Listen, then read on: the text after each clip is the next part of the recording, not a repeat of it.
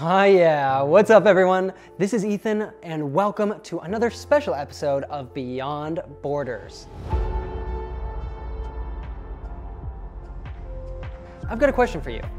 Have you been studying English for a long time but are still frustrated that you can't speak it naturally and fluently? Then today's episode is just for you. We all know that speaking another language is not something that you can do overnight. It requires hard work and dedication, but that doesn't mean that it needs to be something boring or painful. You can make language learning a simple and fun adventure. Today, you are in for a treat because you're going to hear from 24 amazing experts, teachers, and language learners. They're going to help you with the biggest challenges you may face or have been facing to take your English to the next level. Together, they have more than 200 years of learning and teaching experience, so they know what they're talking about. And if you are new here, well, every week we help you to go past being a bored and insecure English learner and become a confident and natural English speaker. So if that sounds like something that you want to do, then be sure to hit that subscribe button and the bell down below so that we can help you to do it every single week. Now, get ready to be inspired. Aw, yeah.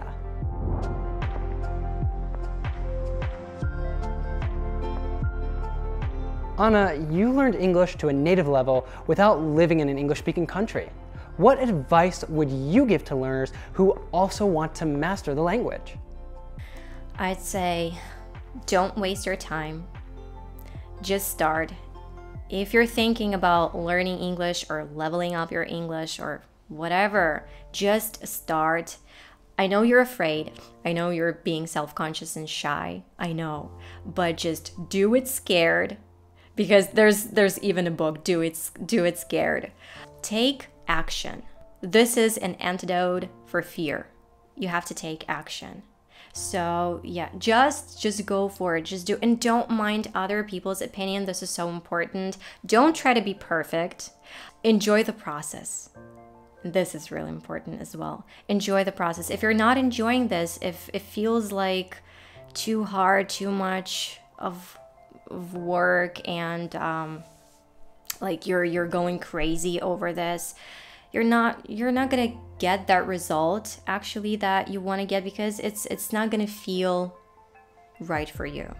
So learn to enjoy the process, learn to enjoy your learning journey. So every single day, little by little, like whatever you do, you have to enjoy it. Enjoying the process is just so important. Speaking of that, Josh, how can they get started on that process? You learn every week, like, okay, studying. A lot of times when I meet students, they'll say that they're going to study 4 hours a day, something crazy. I would recommend being very practical. If you're introducing something new in your life, it's going to be hard to kind of make a habit of. Anything new would be hard to make a habit of. So anyway, just take it slow and expect that it's not going to go as planned, and that's totally okay. I couldn't agree more. Olly, you once mentioned that learners can improve a lot by applying the 80-20 rule. So let me ask you, how can learners be more effective in their studies by applying that? The way that I like to apply the 80-20 rule in language learning is to think, okay, you can do all of these things. You can read books, you can watch TV, you can speak, you can learn grammar. But what is the one thing that's going to get you most of your results? And then just spend all of your time doing that. So in my case, I don't really believe that learning lists of words is very helpful. I don't believe that studying grammar is very helpful.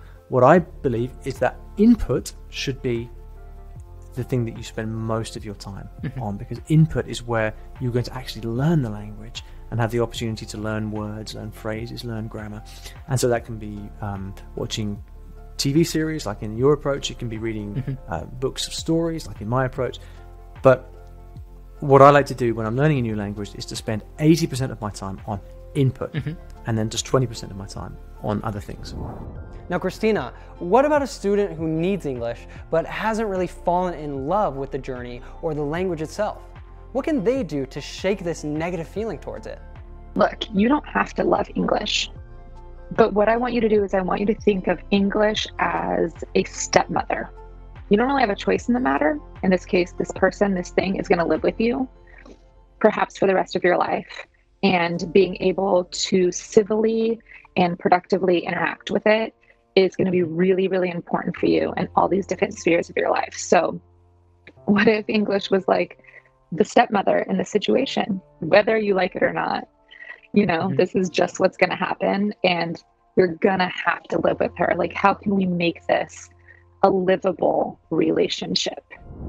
Leo, you've built a successful career in English education. What have you learned in the process of being a non-native speaker that managed to thrive in English? I'm different. That's actually better. Because I'm different, I can use that as leverage to get to where I want to be. And eventually, once I understood that, that's when I started to gain momentum in my career and gain the respect of people. And Hadar, how can they deal with the feeling that their English may not be good enough? As long as you can communicate your message, English belongs to you, and you belong in English. And it doesn't matter if your parents spoke to you in that language or not. It doesn't matter. It doesn't matter if you only have a limited number of words. The moment you are able to communicate and express your feelings, your thoughts, your emotions, then this is your language too. And constantly comparing yourself to others, it creates this sense of inferiority. And when you operate from there, then it's not only that you won't be able to reach your fluency goals, it would also put you in a position of constantly not being good enough. On that note, some learners are really afraid of speaking English. So Vannessa, what's the benefit of practicing your English with other learners to help overcome that shyness and fear? You just get each other. You understand each other because both of you are coming from that same place. Both of you are learning English. Both of you have overcome or are trying to overcome that hesitation and fear of speaking with someone else. Also, Charlie, why is it important, especially for teachers, that learners do not avoid making mistakes when they're speaking? Because when I'm teaching the phrase, I have no idea how a non-native is going to interpret a phrase and think, oh, I can use it in this way. And they'll very often map it onto a phrase that they've kind of thought is similar in their language, perhaps. And obviously, I'm not gonna have that understanding until it comes up. So that mistake really helps me as a teacher see how a learner is perceiving it and how they think that they could use it.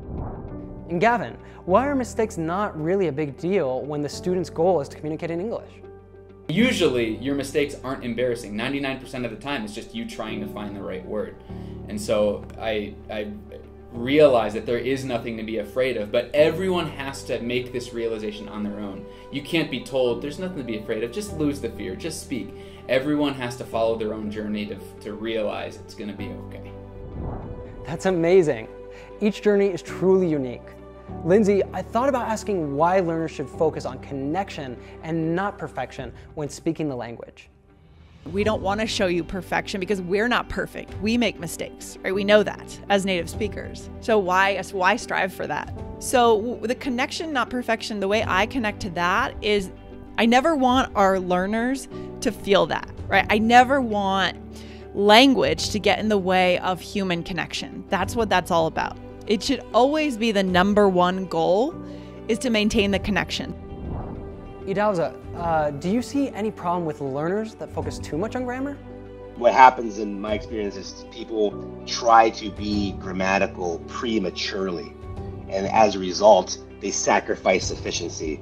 You know, like I said, what's that phrase? Don't let perfection be the enemy of good. So they're letting, grammatical similitude be the enemy of just sufficient, fast, and smooth communication. So that it creates an analysis paralysis and all kinds of psychological things. So that's what it is. Grammar ideally is not even studied. It's just kind of imbibed because your ears and your eyes are open to the environment and you're just mimicking all the time.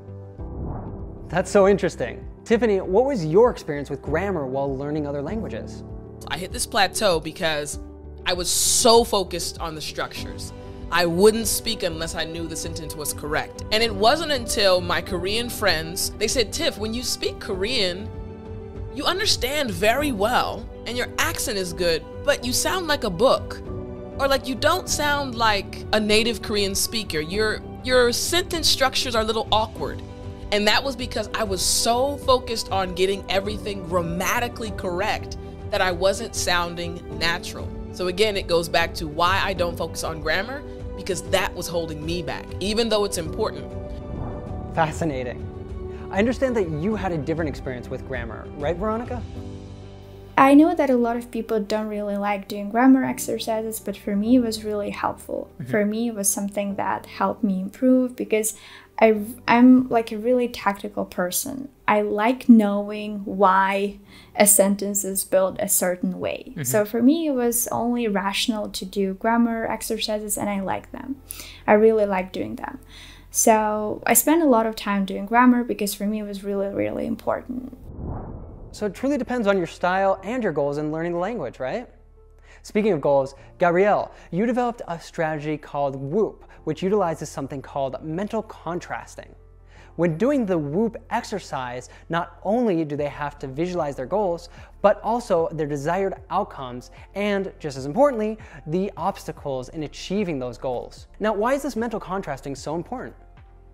This mental contrasting helps you to clean up your life, to get rid of those projects which are on your mind all the time, but you never get them done because you never really thought it through, that this is not something which you really want or can do, but fully commit for those projects that you understood as being really to your heart.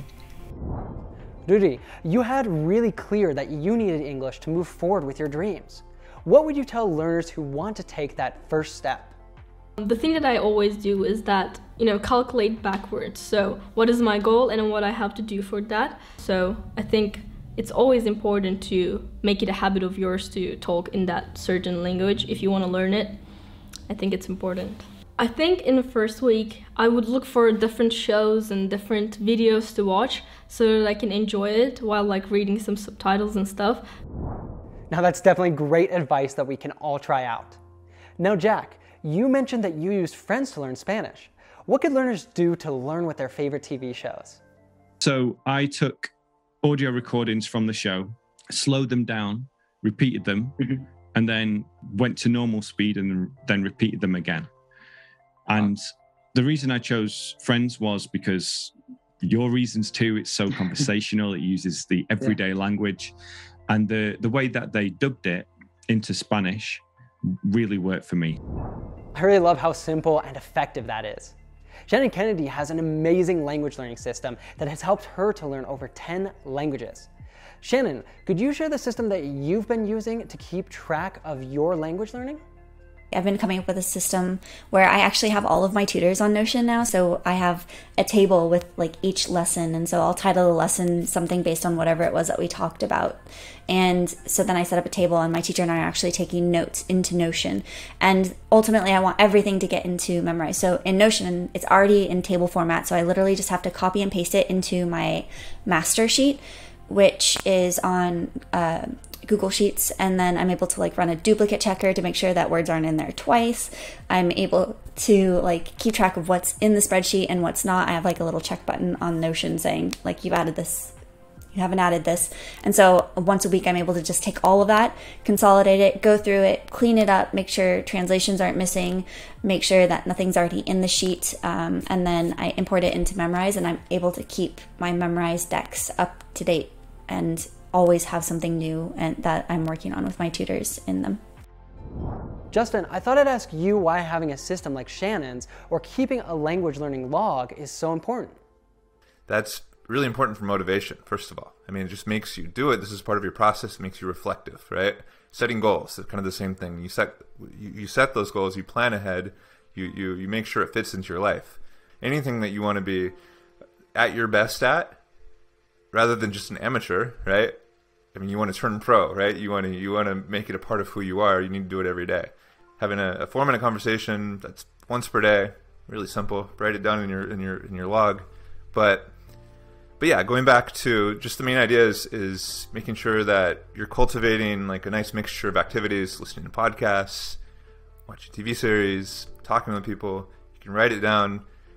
It's kind of going back as well to when you can finish a day and like check it off.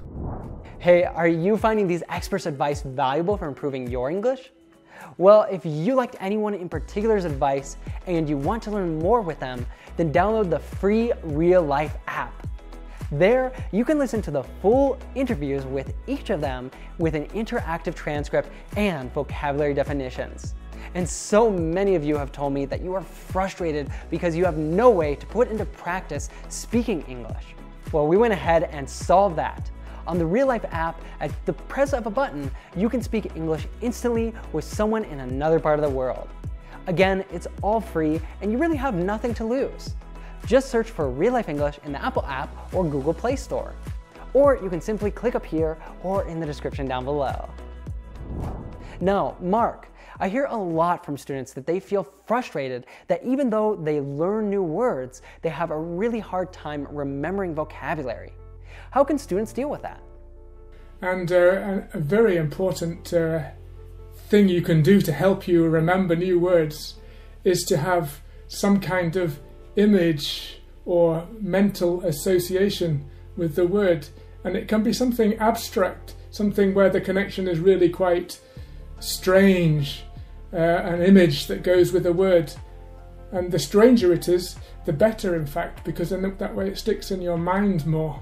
So if you're trying to remember some new words, try associating them with an image or some memory or some connection that's personal to you. And that way you'll be able to retrieve them from your memory when the time comes. That's a really great tip. Another vocabulary and language learning expert that I had the pleasure to meet was Gabe Weiner from Fluent Forever. Gabe, why shouldn't they aim at remembering every single word that they hear or read in English? Because we don't want to memorize everything we hear. It's too much. If you verbatim remembered every word that happened in this interview, you would be very tired by the end of the day. Like, this would suck. Like, you don't want that. You want to remember the 3 or 4 facts that you thought were interesting, little snippets, little like, oh, that was a good piece. I could probably excerpt that for like a small little YouTube bit. Like, that's what you want. And that's what your brain is holding onto that stuff, not because it's memorized a whole bunch of audio verbatim, but it's memorized that because that concept inspired some emotion in you of like, whoa, that was a cool quote. I like that thing. And so we remember emotional content. Now, Jennifer, some learners shy away from putting what they've learned into practice because they are not aware of how they sound. What can they do to help with that? We have all these recording devices on our phone nowadays. So open up the voice app, talk into it, and listen back. You'll hate it. But at least you kind of know how the other person will hear you. And then this helps you gain your awareness so that when you're in that call, you're in that meeting and you start becoming nervous, most people talk faster when they're nervous.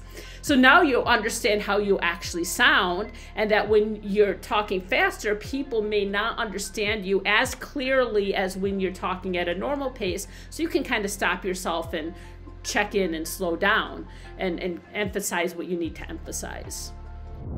On the note of being understood, Emma, what would you say to learners who ask if they should focus on a certain accent, like British, American, or Australian?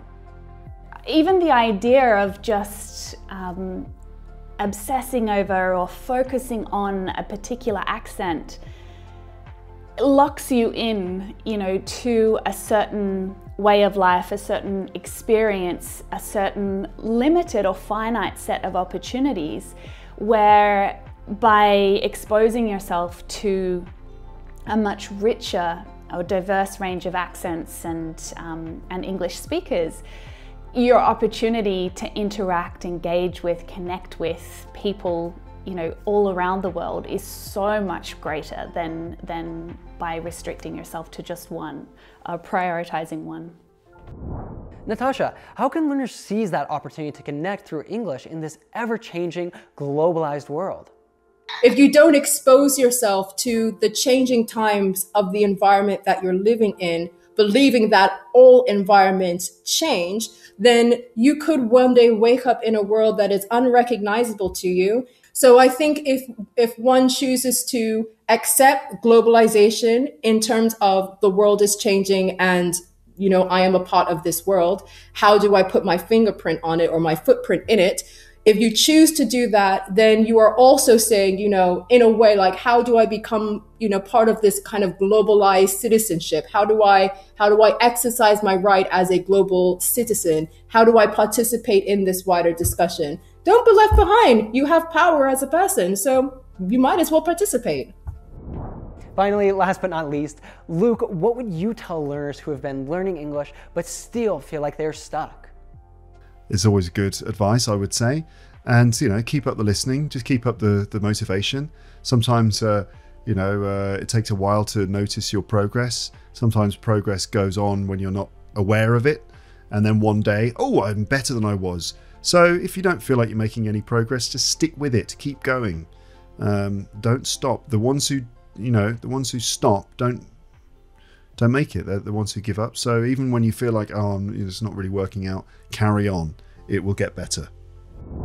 All right, there you have 24 of the top lessons that I learned from these 24 incredible individuals.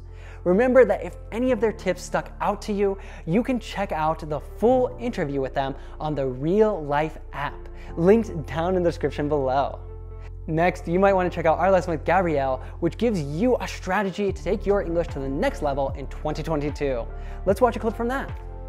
Sustain your New Year's resolutions on a everyday basis. So if you actually use this little strategy of, you know, you need to spend 5 minutes or so a day, maybe depending on how many books you want to do, maybe 5 minutes every day. It's not so much.